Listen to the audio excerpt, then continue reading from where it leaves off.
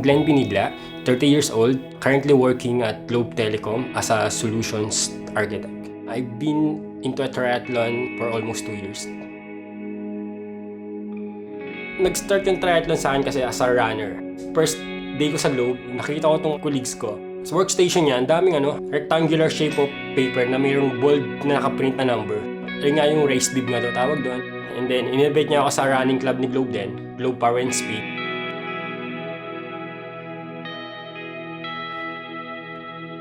Sabi ko, next time, join na ako sa inyo 21K na, 42K. So, ganun nga yung nangyari.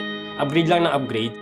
And then eventually, yun nga, nalaman ko yung husband ng boss ko sa triathlon. So, ano ba yung triathlon na to? So, nakita ko yung mga medal niya sa Facebook, nakita yung mga pictures niya, parang, astig to Sabi ko, magkakaroon din ako niya balang araw.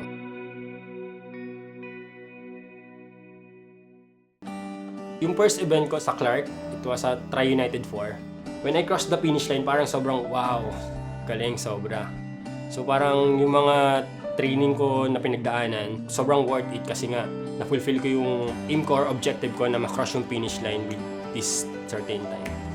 From that time, so sinabi ko sa sarili ko na I will join some other events, longer distances, hanggang sa makarating ako dito sa 70.3 Ironman. So ma-reach ko na yung dream ko na maging half Ironman finish ko.